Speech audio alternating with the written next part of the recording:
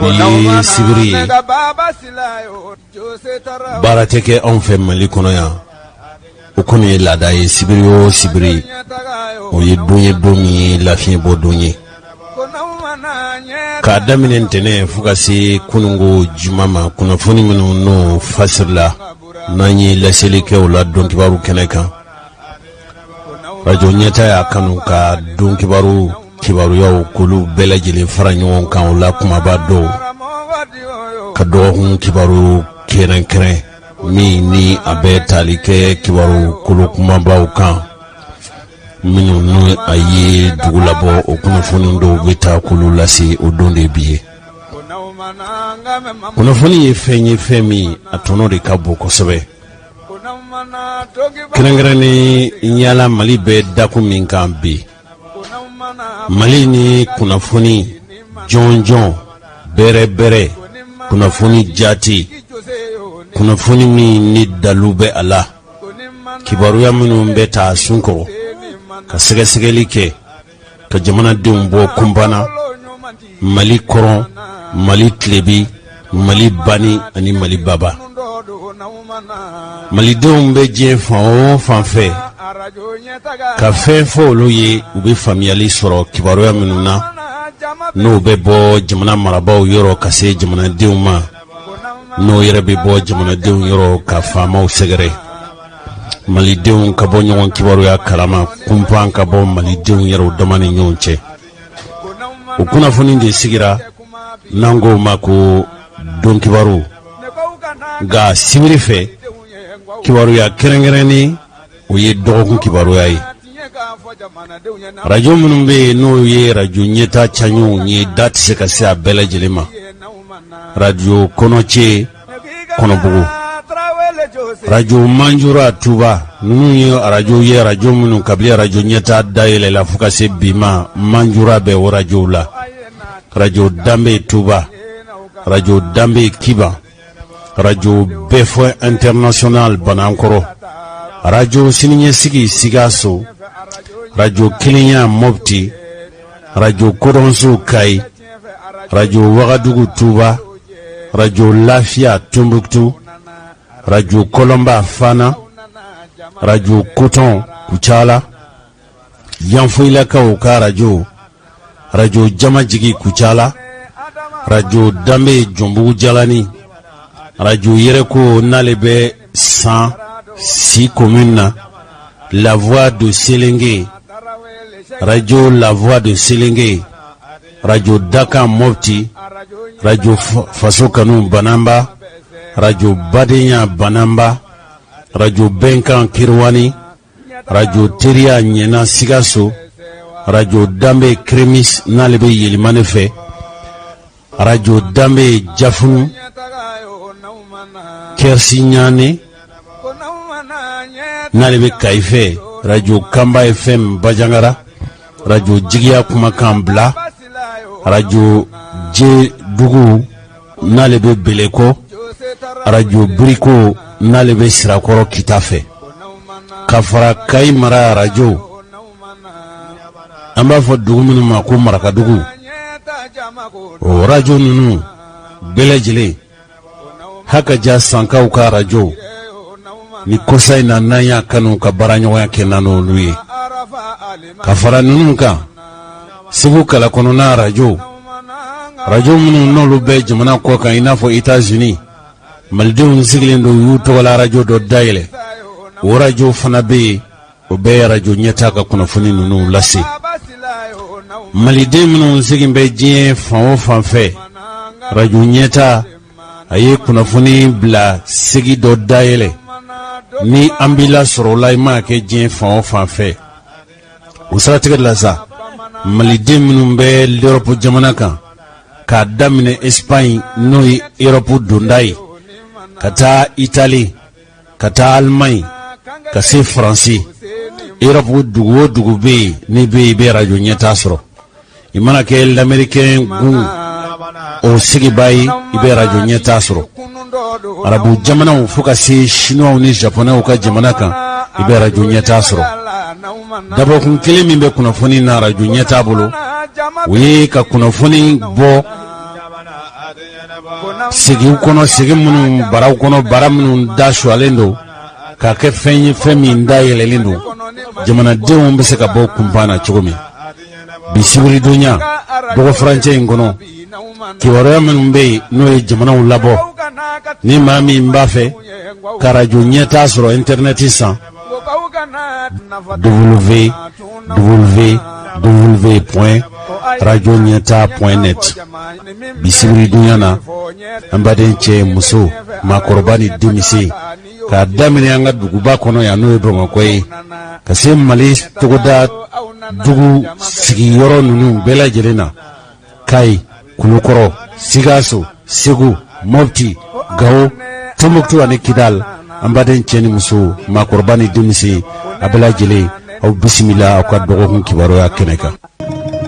Février kalo tile 26 ka se tile 27 su tɛmɛnen ma dugutila waati an ka jamana sɔrɔlasi minnu n'u bɛ sayi bɛ Masina mara la ko bingani wale kɛbaa dɔw taar'u daminɛ a bɛ fɔ minnu ma ko groupe terroriste kɛlɛ fanga bonyana kosɛbɛ ko minnu ye pavalikɛla ninnu ye kɛlɛ tiɲɛni u bolo k'u taara u taatɔ u ye janfamuguw de don a bɛ fɔ minnu ma ko engin explosif u tun bilalen bɛ Mali sɔrɔlasiw de ɲɛ cogo min an bɛ se ka faamuyali sɔrɔ radio ɲɛtaa an ka kɔrɔsigi min bɛ sayi an ka lajɛ Amadu Gindo n'an sera k'a sɔrɔ a ka se k'an na faamuya yala mun de kɛra a don kofɔlen n'o ye février kalo tile 26 ka se tile 20 su tɛmɛnen ma dugutila waati bisimila karamɔgɔ ni ce aba e tɔgɔ di karamɔgɔ ne tɔgɔ ye Mamutu ka bɔ Sayi awɔ i ka baara ye jumɛn ye bon n bɛ baara kɛ radio la Sayi radio voilà i wele kun y'an fɛ an y'a mɛn k'a fɔ Bajangara bingani wale min taara ka gendarmew sɛgɛrɛ awɔ ko a ɲɔgɔnna taara ka Sayi sɛgɛrɛ yala tiɲɛ don wa tiɲɛ don a kɛra don jumɛn ye ani waati jumɛn baara in kɔni kɛra kunasino sibiri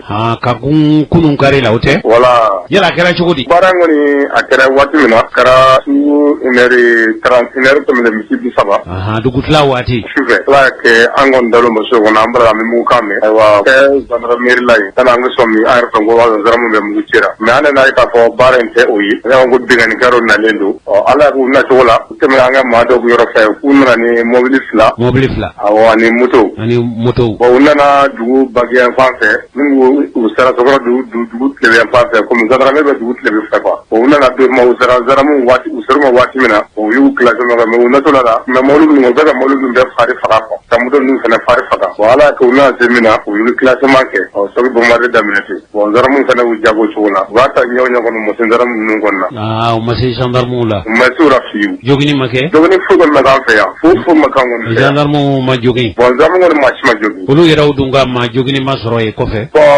misali ye mun kɔni dira n'o la tuguni a bɛ ko maa min kɔni digikɛriw la e yɛrɛ y'u ka maa joginen dɔ ye wa u y'u bɛɛ doni ka taa n'u ye de o sɔrɔ mun fɛ u yɛrɛ jɔyɔrɔ la a kɛra komi u ye nɔgɔ dɔ ye i n'a fɔ juru n'aw y'u nɔrɔ quoi voilà o dɔw yera yen nka o hakɛ ma sidɔn kɔni ka fɔ jama hakɛ min dɔnna komi sufɛla don u ma hakɛ min na a jɔn ka la mɔgɔ m'o da dɔn mobili dun aw ma mobili senɔ fɛ mobili hakɛ min fana tun bɛ yen o ma da dɔn bon mobili hakɛ min n ye min fɔ ye o mobili hakɛ de nana o de nɔ minɛna quoi o de yera o de nɔ minɛna ka na o kɔni y'a ja ɲɔgɔnna ten a gɔnna u y'u yɛrɛ ta voilà ninnu yɛrɛ bɔra fan jɛ fɛ bɔra côté min fɛ u bɔra an ka dugu bagiyan fan fɛ sisan ni mɔgɔ min ko sisan ko i bɛ aw ka dugu sigi cogo fɔ i m'a fɔ ko dugu tɔgɔ de Sayi dugu ye Sayi de Sayi ni bɛ Sayi ni bagɛ kɛ ni bɛ Sayi sisan ni mɔgɔ min b'a fɛ ka Sayi yɔrɔ jate minɛ Sayi bɛ yɔrɔ jumɛn Sayi a bɛ Masina de fɛ awɔ sabu n'i bɔra Masina de i bɛ taa Sayi wa i bɛ kɔn Sayi ka sɔrɔ ka se Masina bon n'i bɔra Masina ka na kɔrɔn fan fɛ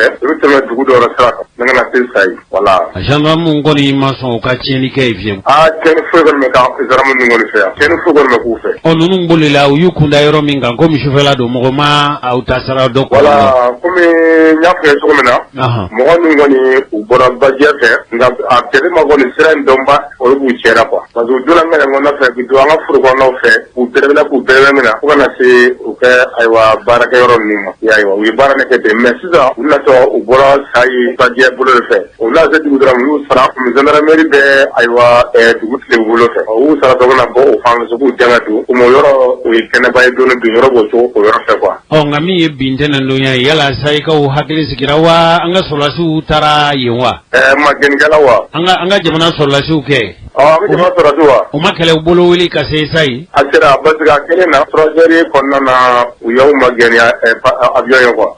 O bɛna waati o y'a sɔrɔ mɔgɔ ninnu taara. Mɔgɔ ninnu taara. O kɔni nana tɛmɛ yɔrɔ kɔni bɛɛ biri ka jɔ u ma mɔgɔ ninnu kɔni o y'a sɔrɔ u taara ka ban quoi. M'u ta fan dɔn. E min ye kunnafoni lasela yala sayikaw bɛ cogo di sisan u hakili sigilen don wa lakana ko dun bɛ aw fɛ cogo di. Waati min na sa kɔni bɛɛ kɔni dusukun kankamalen don sisan. Maaw hakili ma sigi. Anw yɛrɛ fɛ yan bi mobili moto pisɛri a bɛɛ jɔra. A bɛɛ joli. Fo ka taa se a bɛɛ jɔ su a si tɛ boli an fɛ yan bilen mobili joli boli an fɛ sufɛ mobili tɛ fɛnɛ boli a si tɛ boli sufɛ bilen. A si tɛ boli sufɛ. A si tɛ boli sufɛ y'o bɛɛ interdit sisan kɔni waati min ka bɔ a la. Voilà. Komi i ye kunnafoni lasela ni maa min ɲininka sisan sa y'i lahalaya la ani n'a y'a sɔrɔ k'e tun bɛ jamana faamaw sɔrɔ. An kunnafoni laselaw an ka jɔda ka bon kosɛbɛ. Ni bilasirali kuma b'e bolo ka sin faamaw ma i bɛ mun f'u ye. Bon k'i se faama ninnu ma bon ne kɔni bɛ dugawu kɛ bi Ala k'o kisi ni jugu ninnu tɔɔrɔ ma. Ami. Anw min ye philosophe fɛnɛ ye an bɛ to kɔlɔsili kɛ n'an ye siranama min ye an ka kunnafoni di teliyara quoi. Ka ɲi kosɛbɛ. Voilà o ni hakilila ye. Karamɔgɔkɛ ni ce n'i ye kibaruya sɔrɔ an yɛrɛ b'i ka bila la Bamakɔ yan i y'a mɛn. Ayiwa n y'a faamuya. Ala ka jamana basigi. Ami. N ce marhaba. Maa ni barajan ce ma. Karamɔgɔkɛ i ni ce. N ce. E yɛrɛ tɔgɔ ye di? Ne tɔgɔ ye Barima Katile. Katile an ye kibaruya dɔ mɛn ka fɔ aw ka yɔrɔ la ye. Ko bingani wale dɔ taara papalikɛlaw fɛ yala i bɛ se k'a ɲɛfɔ an ye kibaruya in n'a y'a sɔrɔ tiɲɛ don wa. N bɛ se ka dɔ fɔ a la. Awɔ. I n'a fɔ tɔgɔma fɛ. Nɛgɛ kanɲɛ 8 waati. Naamu. Mɔgɔ ninnu kɔni nana ka na dugu saba ka se ka dugu saba da don ɲɔgɔn na. Ma faamu. Mɔgɔ ninnu maajugu ninnu nana dugu saba ka n'u jɔ dugu saba ni ɲɔgɔn cɛ. Ka mobili marifa saba de jɔ k'a dasi dugu saba ma k'a. O dugu saba ye dugu jumɛn ni jumɛn ye. Dugu saba Gomakura. Jɛnɛkura ani Sikassokura. Dugu saba u nana marifa da jɔ olu de la u bɛ ka to ka mugu ci ka na dugu kɔnɔ. K'u to dugu kɔ kan ka mugu ci dugu kɔnɔ mɔɔw la dugu kɔnɔ. Ji de b'u ni dugu cɛ. Salaba de b'u ni dugu cɛ. Awɔ. Nka u nana dɔw sennamɔgɔw kɔni y'a commencé yɛrɛ u b'a fɛ ka don dugu yɛrɛ kɔnɔ. Nka donsow y'u kunbɛn. Olu ma se ka don dugu kɔnɔ cogo si la. Awɔ. Sinon ni tun da man kan yɛrɛ u b'a fɛ ka don dugu yɛrɛ kɔnɔ kosɛbɛ yɛrɛ de. Awɔ. Nka u ma se ka don dugu kɔnɔ tugun. A kɛra tilegan fɛ wa a kɛra sufɛ de. A kɛra sɔgɔma 8h waati ka don 9h kɔnɔ. A kɛra o waati. Yala u ka mugu ci a ye dugu ci wa a ye mɔgɔ jogin wa. Bon mɔgɔ 5 kɔni banana na mɔgɔ 2 tola la. Mɔgɔ 5 o banana mɔgɔ 2 o tora mugu ci na. Mɔgɔ 2 tola mugu ci na. A bɛɛ ye dugu ninnu mɔgɔw ye wa. Kelen ye Sikasokuraka ye. O ye Adama Male ye. Kelen o ye Jɛnɛkuraka ye o ye Siriki Kulubali. Mugu cilen kɔfɛ u ma don tuguni kɔni. U ma don. O sabu sɔrɔla mun fɛ. N'o sabu sɔrɔla mun fɛ donsow de y'u gɛn wa. Kɔni sabu sɔrɔla donso yɛrɛ ka cɛsiri donso yɛrɛ sera k'u cɛsiri ani dugu yɛrɛ kɔnɔ mɔgɔw yɛrɛ sera k'u cɛsiri min kan ni dugawu ni sarakati o de sera ka dugu ninnu lakana ka u sanga maa ninnu tɔɔrɔ ma kosɛbɛ. Yala a baara in kɛlen o fɛ Mali sɔrɔlasiw nana wa. Bon a ko tɛmɛnen kɔfɛ de sɔrɔdasiw ka sɔrɔ ka na ko bannen kɔ pewu waati min na o de kɛra sɔrɔdasiw na waati ye. Sɔrɔdasiw yala u y'u nɔbɔ wa u danna dugu kɔnɔ. U danna dugu kɔnɔ u y'u nɔbɔ u danna dugu kɔnɔ ka segin. Nin t'u siɲɛ fɔlɔ y'a la fɛn o fɛn bɛ kɛ fo a ko tɛmɛnen kɔ sɔrɔdasiw bɛna kɔfɛ de ka tila ka turu cɛ dɔrɔn ka segin. Awɔ. Donsow don donsow bɛ yen wa donsow taara de. Donsow bɛ yen mais donsow bɛ dugu kɔnɔnaw de la u bɛ ka dugu de kɔlɔsi donsow kɔni bɛ yɛrɛ ɲini de la donsow ye yɛrɛ ɲini baatɔ de u bɛ k'u den yɛrɛ ɲini sɛnɛkɛlaw n'i ko sɛnɛkɛla ma f'a ka marifa ta ka mɔgɔ kɛlɛ u bɛ se o la wa sɛnɛkɛla t'o ɲɛdɔn. U t'o ɲɛdɔn. Sɛnɛkɛlaw kɔni donsow n'u kɔni sɛnɛkɛlaw de don mais n'i y'u bɛ ka marifa de ta ka se ka dugu lakana o lakana de tɛ dugu ninnu na tugun sabu jamana faamaw ka mago foyi t'u la. U b'a mɛn sabu an yɛrɛw da fɛ Jabali surasi kan bɛ yen kungo kɔnɔ yan kanba dɔ fana bɛ yen nka Kayi a ka ko in daminɛ na fo bi an ma Kayi ka baara ye an m'a sigi kun ye an ma nafa y'a sigi kun na. Sisan ni ne ko n bɛ ɲininka yala fo ka se kari in ma mɔgɔ ninnu bɛ yen wa u taara kudayi de sa wala u bɛ tu kɔnɔ ye. Bon mɔgɔ ninnu bɛ tu kɔnɔ u ma taa yɔrɔ si u bɛ kɔfɛla fɛ yen nɔ. wala de ba min cɛ u bɛ o yɔrɔ in na yen nɔ u ma taa yɔrɔ si dugu minnu b'o kɔfɛla ninnu na o bɛɛ y'u ye u kɔni u b'o yɔrɔ ninnu na u ma taa diɲɛ yɔrɔ si. Yala dugukɔnɔmɔgɔw o y'u ye marifa sugu jumɛnw tun b'u bolo yala bolifɛnw de moto de b'u bolo wa mobiliw de b'u bolo. mobili marifaw de b'u bolo surasiw ka mobili marifa o de b'u bolo. O de b'u bolo. Ani kalasini kɔfu olu de b'u bolo u bɛ k'o bɛ ci mɔgɔw la yan. Fo ka se karidonya in ma. Aw ka sigiyɔrɔ in e yɛrɛ bɛ dugu jumɛn kɔnɔ. Ne bɛ Gomakura kɔnɔ. E bɛ Gomakura de. Gomakura n'a lamini nin waati in na fo ka se kari in ma yala lakana aw kɔni hakili sigilen tɛ. Anw hakili sigilen tɛ sabu lakana t'anw fɛ an tɛ se ka taa foro la an tɛ se ka taa hali jabaforow kɔnɔ an tɛ se ka taa yen. Aw tɛ se ka taa foro la. An tɛ se ka taa diɲɛ yɔrɔ si an kɔni an bɛ dugu de kɔnɔ an bɛ yɛrɛ ɲini de la hali jabaforo muso yɛrɛ bɛ taa jabaforo la don o don muso bɛ boli ka na so marifa mankan. Yala aw ka dɔgɔjɔw bɛ kɛ cogo di maaw bɛ dɔgɔjɔ wa dɔgɔjɔw bɛ ɲini ka jɔ de. Dɔgɔjɔ o yɛrɛ ka gɛlɛn sisan sabu adamadenw mɔgɔw bɛ ka siran quoi bɛɛ sirannen de don sisan sabu lakana tɛ yen nɔ. Lakana tɛ yen. Tuma dɔw u bɛ n'u jɔ yɛrɛ ka mobili marifa ninnu ci ka na sugu kɔnɔ. U bɛ nin bɛɛ kɛ. Sisan ni mɔgɔ min ko e kɛra ni cikan b'e bolo ka ɲɛsin an ka jamana ɲɛmɔgɔw ma ani kuma dɔ tun b'e fɛ k'a fɔ ne ka ɲininkali ma boli a kan. Ni ne ko e k'o lase sisan e bɛ mun sɔrɔ ka fɔ. Sisan ne kɔni bɛ min sɔrɔ ka fɔ Mali faamaw k'u hakili to dɔgɔfiri la. Dɔgɔfiri Mali dugukolo dɔ de don. Dɔgɔfiri Mali yɔrɔ dɔ de don wa sɛnɛfɛn minnu bɛ sɔrɔ dɔgɔfiri a bɛɛ bɛ Maliyɛnw de don quoi. N'a sɔrɔ dɔgɔfiri yɛrɛ n'a sɔrɔ a bɔlen don Mali la n'a kɛmɛ cogo min n'a sɔrɔ anw feerelen don yɛrɛ ɲɛmɔgɔw k'o fana fɔ an k'an yɛrɛ ɲini. Sabu cɛ yɛrɛ kabini ko daminɛ na fo bi anw ma sécurité anw fɛ yan nɔ sécurité min bɛ yen ko ni jamana ka sécurité ka ɲɛsin dɔgɔfiri yɛrɛ mun ma a sécurité tɛ yen. Ni ye sécurité tɛ yen est-ce que dɔgɔfiri est-ce que Mali dɔ don wa? O de bɛ k'an kamana gan bi kosɛbɛ. Safe e ka ɲininkali dɔ ye ko ɲɛsin an ka faamaw ma n'a y'a sɔrɔ olu ka jate la dɔgɔfiri ye Mali yɔrɔ dɔ ye. Voilà ne ka ɲininkali de b'o ka ɲɛsin faamaw ma. N'a sɔrɔ min yɛrɛ don yɛrɛ u k'o de fɔ an ɲɛ an k'o de faamu. Ni an yɛrɛ bɛ sira min minɛ an b'o minɛ ninnu bɛ ka na don o don ka na marifaw ci anw na yan nɔ faamaw ɲɛ b'a la u b'a kalama u b'u wele ka fɛn dɔ fɔ yan nka u ti na u t'a magɛn. A b'o cogo de la. Dɔgɔfiri tun bɛ bi a dugunda Mali yɔrɔ si n b'a fɔ a dugunda diɲɛ yɔrɔ si farafinna yɔrɔ si tɛ ko min ti dɔgɔfiri bɛɛ k'u kalama.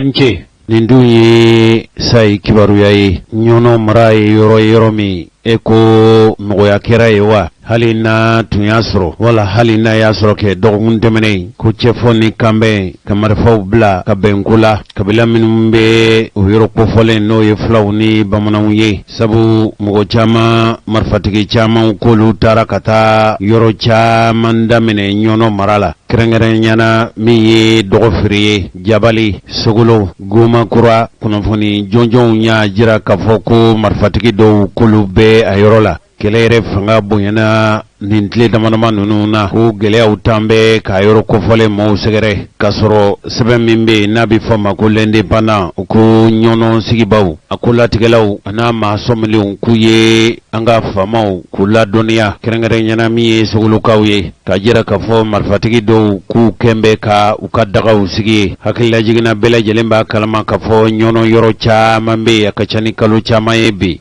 o yɔrɔw daminɛlen don min bɛ yen n'o kɛra jigilatigɛ ye o ye farabugu ye a dun fɔra k'a fɔ Mali sɔrɔlasiw bɛ yen ko farabugukaw papalikɛla ninnu u kɛn bɛ ka du ka dagaw sigi ye farabugu a ka ca ni maa 3000 ye olu bɛɛ lajɛlen bɛ bin sabu ninnu marifatigi ninnu ko olu kɔni n ye olu kɛtɔ ye ka marifa bila ko fo ni donsow ye marifa bila.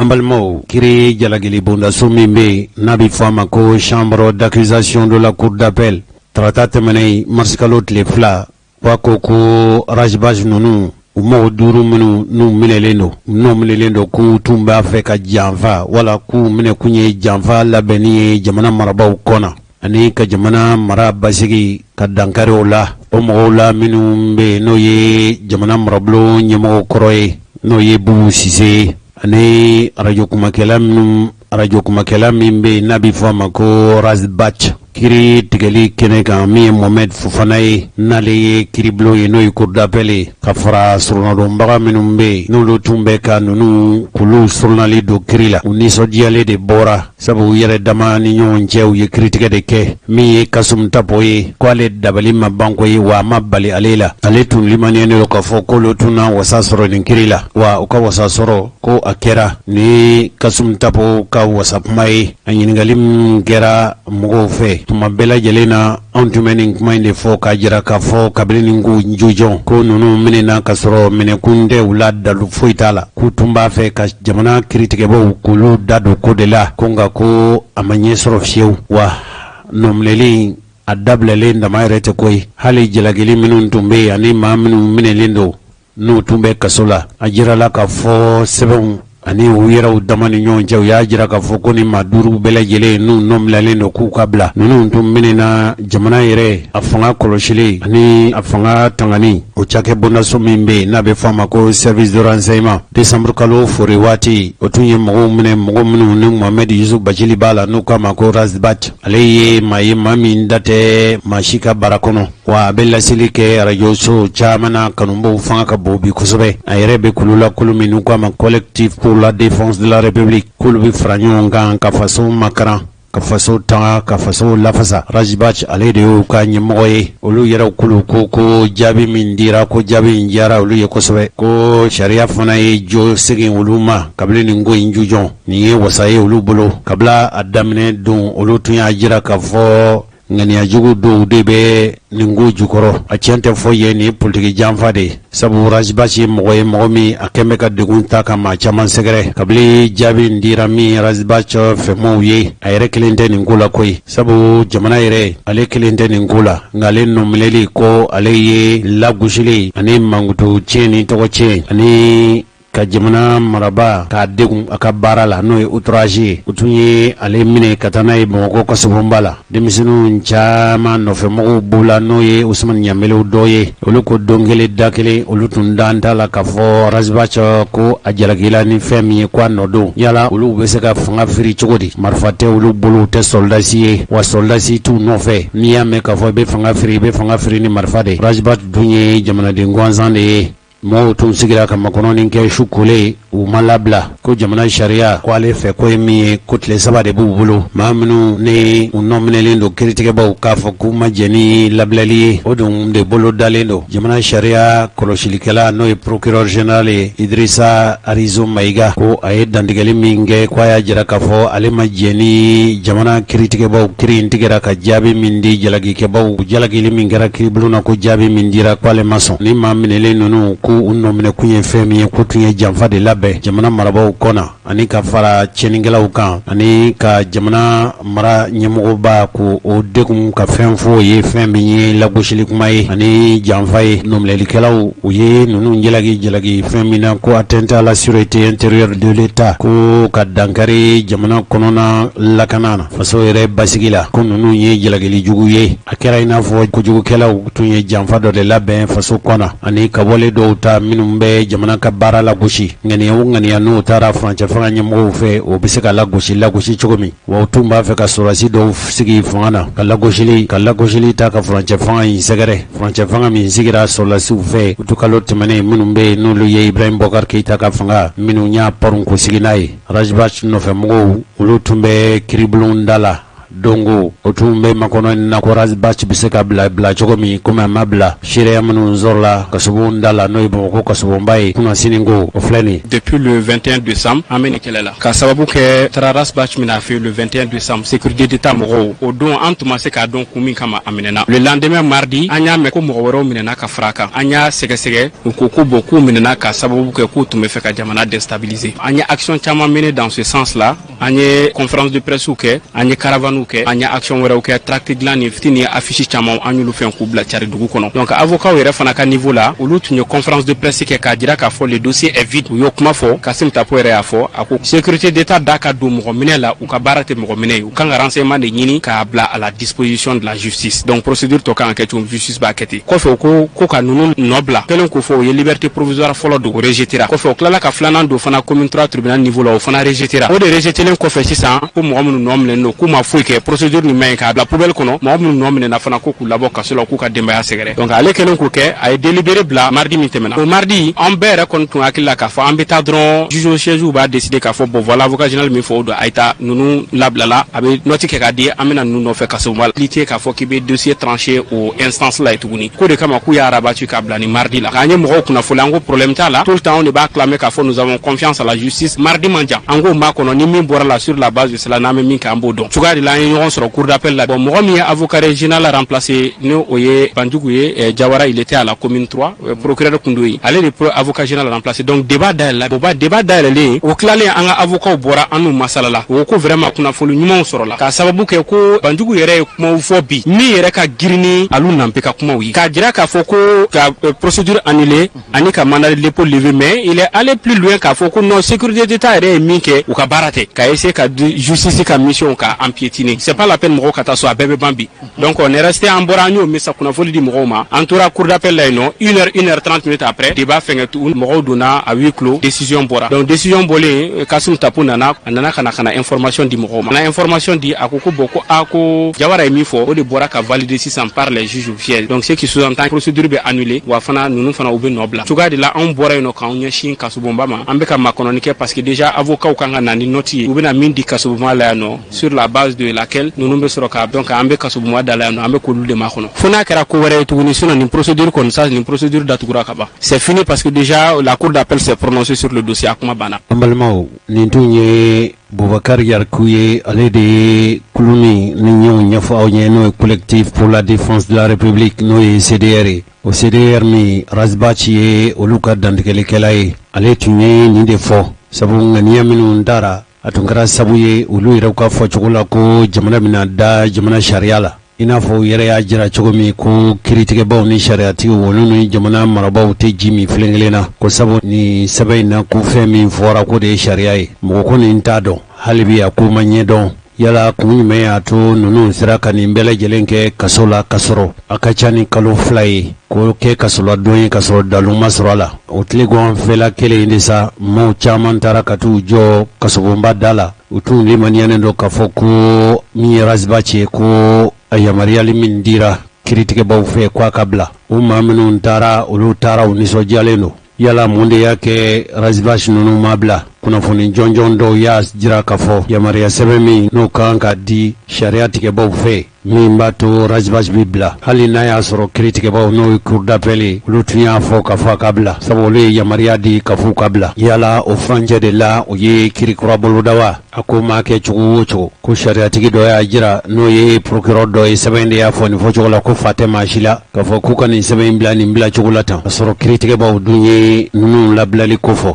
fo ka se bi ma ninnu ma labila yala kun dun ye jumɛn ye tuma min na u bɔra kalama k'a fɔ sɛbɛn mana kiiribulon na ka fɔ Razbachi ka bila min y'a nɔfɛmɔgɔw ye kiiribulon da la u ye dantigɛli kɛ n'a kɛra ni fɛn o fɛn ye an bɛ mun ɲini aw fɛ o ye jama ka taa so aw nana bonya kɔnɔ cogo min aw ka segin bonya o sɛbɛnfura o de ma bɔ tribunal la ka kasobon lasɔrɔ avocat tɛgɛ ma da o sɛbɛnfura de kan ka da kan ma dɔ bɛ o tɛ a ka bureau la maa min ka kan ka a signer nka kojugu tɛ an ta kɛ kɛlɛko ye ka da kan min ka gɛlɛn o ye tribunal ka jaabi ye jaabi bɔra ni Ala sɔnna a tɔ o jaabi fana bɛ na di aw ma n'a kɛra ni fɛn o fɛn ye an bɛ mun ɲini aw fɛ o ye jama ka taa so aw nana bonya kɔnɔ cogo min aw ka segin bonya kɔnɔ ten nka a kibaruya tɔ si tɛna dogo aw la gɛlɛ aw ma aw ka taa so ka sɔrɔ aw ka porte parole tɛ aw nɔfɛ aw ka taa so ka sɔrɔ aw ka giri tɛ aw nɔfɛ nka aw bɔra to o CDR ɲɛmɔgɔ ka décision ye k'o di aw ma. nisɔndiya don ye nin ye nisɔndiya ko ye nin bɛ bɛn ni kelenya yira nin b'a yira k'a fɔ ko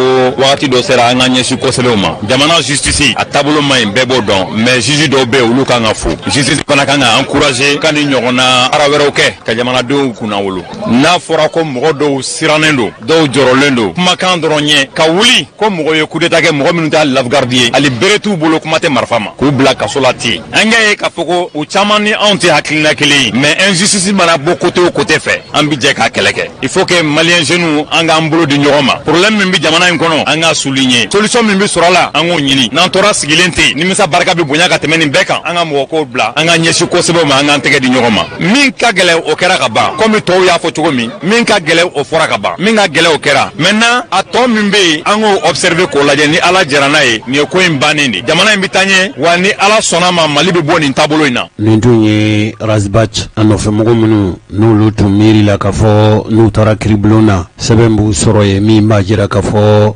Razbach n'a nɔfɛmɔgɔ minnu minɛlen don kubila la o sɛbɛn ɲɛsɔrɔbaliya o y'a to ninnu kɔni seginna ka taa so k'a sɔrɔ Razbach ma bila yala Razbach bilali baliya kun jumɛn b'a la ouverture média olu wulila ka se Kasum Tapo fɛ yen n'ale ye sɔrɔnadonbaga minnu ma jalagili walama minɛlen minnu bɛ yen olu ka sɔrɔnadonbaga ɲɛmɔgɔ de y'ale ye a ye dalu ni fɛn minnu fɔ an ka o fana lamɛn tuma dɔ la an bɛ se ka faamuyali kɛ ale ye sariya dɔnna ye sabu mali yɛrɛ sɔrɔnali don kɛbagaw olu ka ɲɛmɔgɔ tun don ka beretigi tun don maakɔrɔba don a bɛ sariya dɔn a ye ministre de la justice kɛ bi ale ye dɔgɔtɔrɔ Bubu Sise ka fara maa tɔ minɛlen ninnu kan ale y'u ka sɔrɔnadonbaga ye a ye min fɔ ouverture média mɔgɔw ye dalu minnu b'a bolo olu filɛ. pourvoi ye min ye d'abord appel ye ni juge ye décision ta n'a ma bɛn ma i bɛ appel kɛ ka taa cour d'appel la ni cour d'appel fana ye décision ta n'a ma bɛn ma i bɛ pourvoi kɛ ka taa cour suprême na cour suprême de ye a bɛɛ sanfɛ décision wɛrɛ t'ale ta kɔfɛ. donc o bɛ sariya la. voilà a bɛ sariya la donc maintenant affaire pénale ninnu na ni mɔgɔw bila kaso la juge d'instruction mana maa bila kaso la procureur mana maa minɛ n'aw ye appel kɛ chambre d'accusation o ye formation dɔ de ye cour d'appel la o de b'a juger ni affaire la an ye fɛn fila de kɛ an y'a ɲini juge d'instruction fɛ a ka mɔgɔw bila a banna an ye appel kɛ chambre d'accusation de tun b'a juger k'a fɔ juge d'instruction tun ka kan k'u bila a m'u bila donc anw b'u bila parce que sariya ko ni ministre parce que a fɔra ko k'u bɛ coup d'état de kɛ ni ministre sen b'o o la sariya de ko dossier ka kan ka ci cour suprême na cour suprême b'a ci haute cour de justice ma voilà o ye député ye député ka haute cour o de ye sariya ye Bamakɔ procureur sécurité d'état ye mɔgɔ minɛ alors k'a man kan ka mɔgɔ minɛ o fana o kuma don o don an bɛ segin a kan sariya la sécurité d'état tɛ se ka mɔgɔ minɛ u tɛ se ka mɔgɔ bila kaso la u tɛ se ka mɔgɔ lamɛn u ka mission loi 89 de bɛ yen o b'a u yamaruya u ka renseignement ta jamana fan bɛɛ kan activité bɛɛ kan pour que ka institution lakana n'u ye renseignement min sɔrɔ n'a sɔrɔ u y'a mɛn par exemple ko coup d'état ka kan ka kɛ u bɛ se ka renseignement di au chef de l'état o fana bɛ ministre de la justice wele k'a d'a ma u bɛ procureur wele k'a fɔ nin renseignement bɛ yen a y'a lajɛ ni tiɲɛ don aw ka mɔgɔw poursuit mais sécurité d'état tɛ se ka mɔgɔ minɛ ka dossier dilan ka mɔgɔw minɛ u sago la k'u ɲagati k'u bila tile 4 u ti avocat ye u ti u somɔgɔw ye u ti maasi ye u bɛ tila ka violence wɛrɛ k'u ka RASPAD kun di sariya tɛ sɔn nin si ma non seulement Mali sariya mais sariya international CEDEAO sariya bɛ yen Afrique sariya bɛ yen droit de l'homme bɛ yen ninnu b'a to nin bɛɛ procédure annulée ni kun ye donc an y'a demandé chambre d'accusation fɛ comme an ka code b'a permettre cogo min na directement ka chambre a ɲini a fɛ a ka procédure annulée donc o procédure fila juge ka ordonnance de refus de mise en liberté o appel ani an ka décret d'annulation chambre d'accusation o fara ɲɔgɔn kan k'a b'a bɛɛ juger ɲɔgɔn fɛ u kun bɛna juger fɔlɔ la magistrat minnu tun ka kan ka juger u y'u wuli k'u bila ka taa cour suprême la min ma deli ka kɛ dɔgɔkun kelen kɔnɔ u y'u ka décret notifié u ma tout de suite pour que u kana se ka kiiri in tigɛ mais anw ma kuma an y'a fɔ bon u mitera c'est le sariya dɔw ka taa u ye juge wɛrɛw bila ka na fɔlɔ la avocat général min tun bɛ yen Nampe o yɛrɛ ka kuma taara anw ta sanfɛ avocatw sanfɛ a ko nin tɛ sariya ye procédure in man ɲi a ka kan ka annuler u ye Nampe wuli ka bɔ yen donc maa min nana bi a Nampe place la ko Banjugu Jawara procureur tun don commune 3 la u b'a dɔn ale fana ye tiɲɛ fɔla ye a bɛ deli ka dossier minnu bɛ bɔ sécurité d'état la a ma deli ka sɔn abada a ma u y'ale de yɛlɛla bi ale fana ko juge ma ko mise en liberté in tɛ dɛ aw to a ye procédure de annuler juge ye mandat min kɛ aw y'a annuler parce que juge nin tun man kan ka mandat kɛ a kun tɛ se ka mandat kɛ haute cour dɔrɔn de tun bɛ se ka mandat kɛ k'aw minɛ tribunal la chambre a suivi a ye mandat ani mɔgɔw ye minnu bɛ se k'a kalan au cas Saria lagé à Selememba à article 613 la code procédure pénale qu'on est ministre y fait qu'à fonctionne à la complice ou de kangata haute cour là loi même haute cour fana sigi au fana article 15 dit la même chose qu'on est ministre y a complot là contre le gouvernement ana alenaka complice ou bien haute cour de vous juger Saria de avoir honte donc il y a fois chambre de ning ala la ni Saria b aya appliqué on ne soit on fort mais procureur flash sur la mine fort cour d'appel là nampé avocat général Banjugu Jawara avocat général Arizo Kausa noulié mouyari Arizo ka patron entre griffes ou flabé tu sais que procureur général et Arizo nona signé ou sais que procureur général et Arizo nona ali ou ka nyemaye ne ba aw nyema aw de ne dankawe Saria ba yamaria ni ne ka ka ninke nautara audience la ni Saria ta ka formation Saria de bu yamaria o fanana procureur général tu sais ou balolaw a Saria de bien ni tara audience la avocat général n'a foré ka 1000 fois 70 min dirima au dossier kono ni yakilna toye ibise ki ka hakilna fo Saria de bu yamaria o fanana donc yu ka hakilna fo en âme et conscience ou flabeko ou en âme et conscience ou tiseka son in procédure il faut ka annuler kuko fo kuka bara kenwe ulu mata usarafe ulu hakilna ni ulu taro ulu fo Saria ta jako yo mi sebana ka duma ko fo au fana c'est connu. On dit la plume est serve, la parole est libre. Ika kanga mi sebe ijako lendo la ni ministre ki ka sebe. Mi sebe na ministre de kuka sebe ou ya sebe. Mais ni nana audience là en âme et conscience min ka di ibo de faux. Donc mi chi ibo de faux. Ou yo de faux. Donc aujourd'hui là la chambre d'accusation a co-procédure annulée là, mandat annulé là. Ama fois juge ka ordonnance dron annulé ka fou ka blare ay procédure bede annulé ka mandat annulé procureur ka pourvoi biseka au mise en liberté bali chukudi parce que la procédure a été anéantie, elle n'existe plus, les mandats sont anéantis. Alors que ni appel simple tourne sur l'ordonnance de mise en liberté, procureur ka pourvoi ba suspend parce que juge ka mandat bien en matière criminelle, juge be mandat de dépôt de quai, au mandat de dépôt bien, mais pour chambre d'accusation le mandat de fana de annuler. Mais comme parce qu'il devait pas faire le mandat, procureur tu ne sais qu'un mandat et juge tu ne sais qu'un mandat qui c'est la haute cour. Et moi, ore Saria yo, et mankanga mandat minke. Saria ti yamaria ka nous mene ko poursuivre, tu sais que poursuivre c'est qu'à information que. Ni a que tu viole la loi. La chambre d'accusation est là pour s'assurer que la loi est appliquée. Donc, oui, juge nous qu'un mandat de annuler. Procureur ga pourvoi ko fait. Para pourvoi ko fait. Mamunu mnele no ni watina. Est-ce que pourvoi talen ko fait ou ku mesika blawa ou bien ku tsika blari. Comme ko de fait normalement ou ka kanga sika bla. Et avocat général, procureur général kalalentenaye à Monsanaye, allez tuer audience là. Décision rendue à ordre de mise en liberté de là. Kata dit procureur généralement. Parce que nous, bialet, c'est qu'à signer. Qu'au procureur général qu'a signé. Aya mine ka blaka bureau ka bita ministre voir. Ayi to ministre de fait ka ta télévision na ka fo ka be pour voir que donc mo ko tise ka bla. Mais ni ku kun kanga bla, ni kun kanga bla, anga re chogo jume. Clé joli kun dinu mo u ka se ka nunu bla. Pourvoi, procureur 3 jours de bablo, procureur général pour que ka pourvoi que 3 jours. Normalement nasro appel de liberté, ordonnance de liberté drone de don. Na appel na 3 jours nous kono. Mo tise ka bo foni procureur yamana rai ka fa te pourvoi que. Ya fama. Donc, décision font ta chambre d'accusation fait procureur clé ça va de bablo ka pourvoi que. Voilà. Quand le pourvoi, ni pourvoi ba décision exécutée bali ou betoué. Mais comme à annuler là de pourvoi mana amake follow. Maintenant il y a que dans les 3 jours à manquant nous balikabo parce que procédure de annuler là, procédure T. Et fama. Voilà. Et maintenant avec la question minfo, ministre minko ko ne date do tribunal ko là. Juge mana blawam na ne a blay. A de fois jusqu'à présent, on y a fait un procureur Mimbe commune 3 là, il n'était pas compétent parce que inculpé nous cité commune 3 kono. Pourquoi aller joindre nous tout le temps procédure bita d'alema.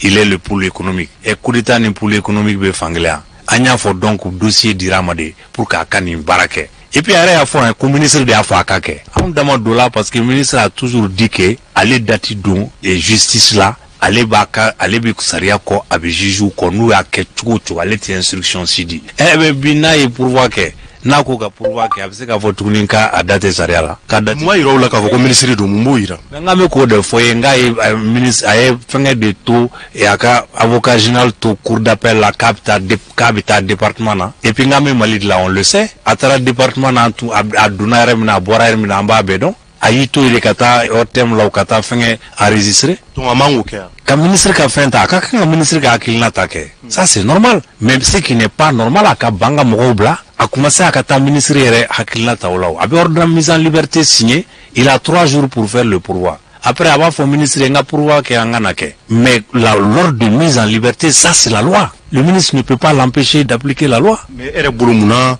ou moi son bol kake. Elle est boulot personnellement. Faut n'autara ministre il la 6 années. Et puis moi je veux même pas savoir ça. Nous il faut n'étayer ni godon. Ni me fait droit à jamana na saria qu'à respecter. Et ça suffit maintenant. Je vais vous dire aujourd'hui, en kelenga dossier plaidé kaba. Avocat donanante fakanta tokofo. Afana be dossier là. Ako kuma kelima fo ale bina fo. Ako na fora coup d'état renverser un gouvernement légal. Qu'est-ce que gouvernement légal est rébé? Oya manda. Est-ce que oya meneda? Hein? Atlala ko mɔgɔ minnu ye coup d'état kɛ u ma amnistie fɔlɔ. Coup d'état c'est un crime imprescriptible contre le peuple. Olu ma amnistie. Maître Kasum ye fɛn min fɔ sisan ni mɔgɔ mɔgɔ i kɛra maa sugu o sugu ye i kɛra marifatigi ye o kɛra jamanaden wɛrɛ ye o jamanadenw ka halala fanga sigilen e kana k'o fanga bɔ yen diyagoya ko ye kojugu kɛ kojugu min diɲɛ tɛ se ka k'i ma yafa tɛ se ka k'i ma fiyewu o kɔfɛ fana n'i y'a mɛn k'a fɔ ko yafa bɛ k'i ma o k'a sɔrɔ jamana yɛrɛ yafari ma kɛ jamana ma yafa e ma aw sigira fanga na fanga sigi cogo la min tɛ sariya ye maître Kasum Tapogo ni fili sɔrɔla kuma na i b'a latilen. Des civils, des simples civils sans armes, sans rien ont essayé de faire un coup d'état. Avocat n'y a ne datu do là. Mais ce que j'ai dit quand même, effectivement, procureur Mounou Beka ou Fassa Diako faut nous quand même. Pour le 18 août, Nico connaît Saria Mogoene, homme de principe. Eh bien, le 18 août, la Mounou est coup d'état qui est tout unique. Hein? On est Saria, on est Tiaïo. Au progrès au Bemi, au contient, au progrès qu'il est né, au Mounou Koka, Diako la Bemo poursuit coup d'état fouquet. Coup d'état RRK ou tout Memi, à ma se plainte kakeo. Tu peux te saisir toi-même du dossier. Ok, maître Sisa, on a oublié George Mendes Sabati, Nko innocent. Et bien, mi foye, Ninko Imbora Tlongela, Abora Saria Kodrona, Nam Amena Wuli Kanjo, ne fane, ni politique moko de fane.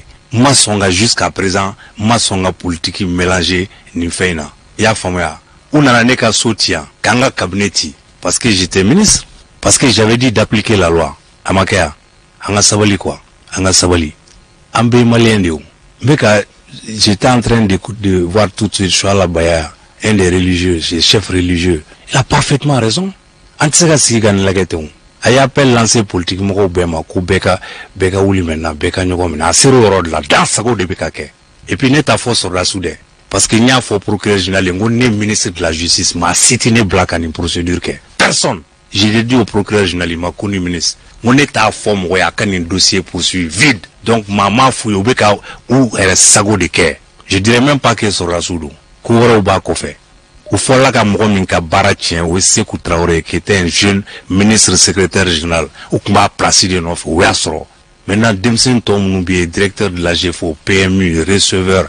Mais non, au coup, oui, mais au cas où Black Asola, fait mon bas coffre, mon bas coffre, en lavant, on a bien faux 600. En zéro euro de ma 600.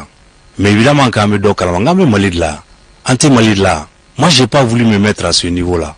Mais anti-séquencier, quoi, en Kenya, Fonani, Sakaoudi, Nante Kodonde, Ame Koto, ma Kafante Kodonte, 2012 n'est tout bien, sur la sous n'en est qu'à 2h, 3h du matin, nous tu es sur Winfra, ou voilà Smaila fait, ou n'en est fait à 3h du matin, 30 personnes, cagoulées armées, on m'a tourné dans la Canfaléon.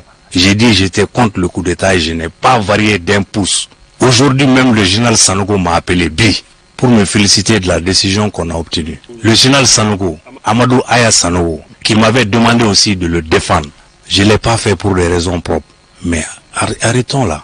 Mais si tu vois que jusqu'à présent, dans ça, on n'a pas parlé, parce que je me suis dit, j'étais un acteur qui a été directement victime, je ne veux pas mélanger les choses. Je veux faire ma profession. Mais si on nous empêche de faire ça aussi, mais c'est grave. Aye min fɔ sisan a ko Mali kɔnɔ yan ale ye kolatigɛla dɔw ye ale fana y'a dɔ ye nka ko min kɛra la a tun t'a fɛ ko ni nin ko in k'a fereke ɲɔgɔn na o de y'a to ale man dɔnnen don. C'est grave. On va où là? An bɛ taa mini. Olu bala ka empêcher ko kɛ. Mais o de tɛ nin ya. Et n'a ye sariya kɛ an taara an bɛ se ka mun de kɛ an ye appel kɛ an taara an ye courantité kɛ devant la chambre d'accusation qui nous a donné raison n'a fɔra ko mɔgɔw bɛ to kaso la an bɛ mun de kɛ o tɛ k'an bali an ka baara kɛ yan. N bɛ se ka wolo mun na sisan pourvoi min kɛra sisan Cour suprême débat fort. Est-ce que la chambre d'accusation a violé la loi? Pour voir encore une fois, Cour suprême tina les faits à Tidoula. Elle est basée en droit des cas. Si la chambre d'accusation, en annulant la procédure, a violé la loi ou pas. Jalagili kiribulon mimbe aye critique minke yala o critique to yala e jamana sharia kankoro sosowa. Bon, wakati de tout là, ils ont 10-15 jours pour préparer le dossier au greffe. Mais pour que ta chambre là, ça peut prendre 1 mois, 2 mois. Ça peut prendre du temps. Et je pense que c'est bon. À Wati donc il faut je vais vérifier dans le code, mais ça peut prendre du temps. Et je pense, si je ne m'abuse, pas dire vraiment il faut que je vérifie, mais je pense que la Cour doit statuer dans un délai maximum de 4 mois. On va encore attendre 4 mois que ça comme ça reste en prison. Alors qu'ils n'ont rien fait. Ou t'es allé ou t'es boubou on a ma délicatie moi. Raspa t'a dit. Ama bouboué depuis, je ne sais pas, 2017 ou 2018. On a sur des dossiers. C'est que Traoré, c'est pareil. Marabout, un puissant marabout à Ségou. Le puissant marabout, c'est son oncle. Afad Doromso Baklin Faklin de Fourlendo, Sekou Lassanama. Lassana Kane, Cheikh Lassana. Minola, Kitara Boy Benge, Karamgodo, Kitara Kudeta Kola, Kitara sacrifice, viande sacrifice, Kanano et Palasoko, Sarakati Soko fait. Est-ce que ni Masobekoui? Est-ce que ni Miket Gamana Nyenamanka? Anyanda Minakan, parce qu'on avait confiance en la justice et on a eu raison. La justice instrumentalisée les noms. J'ai dit que première instant là, il y a eu instrumentalisation. Mais ça aussi on le sait. Le juge follow mon ne dossier que Ubana. Ambo Fonadon. Et c'est connu. Ubana. Outara juge Demsende qui n'a pas d'expérience, c'est un jeune juge qui a critiqué la Demsende de Dado Nangola. Anye Kobeka Koulame Andesala. Abana Kahalou Lame. Et c'est un mot black à Soulaïma Lame. Alors Fanaka Gelene. On est sonna tout de suite à Okobinanga Kuma, nous sonna. C'est la première fois qu'il y a des réseaux sociaux. Mais ça ne sera, il faut que ça s'arrête. Je l'avais dit, je vais prendre un moment, il va arriver, je vais prendre ma politique. Parce que je ne voulais pas qu'il y ait Kafo, parce que coup d'état qui era, tu es ministre, ou Ninkena, ou Ninkena, ou Kafo, maintenant Dado Kumasu, l'autre langue, t'es coup d'état qui est binta, qui est signé. Ndata là, nous nani coup d'état et nya fois à l'époque, nous nani coup d'état et M5 nous nani coup d'état et c'est tant pis pour eux. Aujourd'hui, nous l'été qu'à union tchèque les datos là-haut. Donc c'est pas mon problème. Je ne veux pas mélanger la politique et le droit. Je ne souhaite pas ça. C'est de grâce qu'on nous laisse faire notre travail. Quand moi j'étais bâtonnier en 98, j'ai réuni ici le bâtonnier de Genève, le bâtonnier de Bruxelles, le bâtonnier de Paris et tous les bâtonniers de l'OADA. Nous réunis ici. Année ni Sokelen Kona, année soirée en 98, Ibeka était premier ministre, il est venu. Il y avait 13 bâtonniers de la sous-région, plus le bâtonnier de Paris, de Genève, de Bruxelles. On était le seul pays qui a mis dans sa constitution l'intervention de l'avocat à l'enquête préliminaire. C'est-à-dire que police là, ni mouro minena comme ni police bi minek mamna. Anya ke constitution kono. Akliba la muntakatal de ake. C'est à son honneur. À l'époque, moi, je n'étais pas d'accord. J'ai dit qu'il ne faut pas le mettre dans la constitution. Muntakatul sranamiye, n'a ma ke constitution kono atnana appliqué.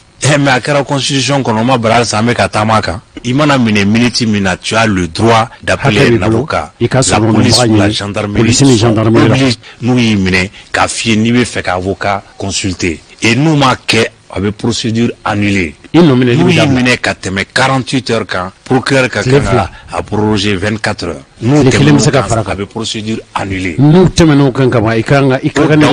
la chambre d'accusation a une baie de fragnon qu'à procédure annulée. C'est tout. Procédure mimana annulée pour voir bisega au procédure. Donc, en la constitution de Colombie, avocat intervention bala, C'était notre fierté. J'étais content j'étais fier parmi les bâtonniers étrangers. Et aujourd'hui, des réseaux sociaux, ce réquisitoire-là, des sacrifices de viande au bas, Maître Sekaldi l'a dit sur RFI que c'est ridicule. Mais le bâtonnier de Paris aujourd'hui, c'est mon promotionnaire. C'était le premier de ma promotion. Le secrétaire de la conférence, Vincent Ignoré, le bâtonnier aujourd'hui de Paris. On discutait et tous étaient fiers de ce qu'on faisait. Mais aujourd'hui, on est en train de laisser tout ça mourir tranquillement. Ni par exemple, le procureur général et ka vidéo ni ladje, ou bien le ministre ka ladje bishuna, et fait ka moule foy. Au Canada, sago, au Kassaria Batou, au Kamalian Bounia, au respecté. Photo ni Bibakono, de toute façon. Le bon photo ina. Adjari ibita amadi ibita iforado de kordobi foiko. C'est tout, c'est aussi simple que ça. Eh, kogelendeo. Nene follow ka vidéo ketan. Vraiment munumba la membu pefou. Ka nous fait qu'il reste mobilisé. Parce que moi, les questions de principe, je ne dirais jamais de ça. Mars. J'ai vu sur les réseaux sociaux que le professeur Clément menait sécurité d'État là. Qui était premier ministre, j'étais à Paris, je n'étais pas ministre. Monsieur le premier ministre, il y a une dabla ça. Sécurité d'État comme il y a une dabla. J'ai dit, il y a une loi sur la cybercriminalité, il faut procureur qu'on poursuit. À comment non, c'est pas moi, c'est la sécurité d'État, ça ne relève pas de moi. Mais va dire ça au président, monsieur le premier ministre. Il faut présailler une dabla. C'est pas bon dans un état de droit. Dans un état démocratique, c'est pas une bonne chose. Saisissez le procureur de la République. 2 jours après, j'ai appris que Clément Blala, où il a poursuivi par le procureur, au mois d'août, il devait être jugé, coup d'état de Abali. Mais n'était Clément Don, m'a délicat peut-être qu'elle est bien dans ta don, mais n'est m'a délicat m'a délicat m'a délicat comment. Mais j'ai réagi par principe. Donc lorsque un ministre me dit, moi je suis un homme de principe, je n'interviens pas dans les dossiers, j'ai fait ça quand j'étais procureur, j'ai dit si tu es un homme de principe, fais appliquer la loi. Il y a la bonne application de la loi. C'est ça être un homme de principe. Et moi je suis comme ça et je vais mourir comme ça, quel que soit ce que ça peut me coûter. Clément, je ne le connaissais pas. Il y a mais à Bebolola, premier ministre Bebolola est tabou. Il y a un réseau de quand comme ça, j'ai appelé. Je n'accepterai pas que la sécurité d'État arrête les gens. Je vais me révolter contre ça. Et c'est dans l'intérêt de tout le monde. Ça coûte quoi aux gens de respecter les procédures qui nous protègent tous. Ceux qui négligent ça là,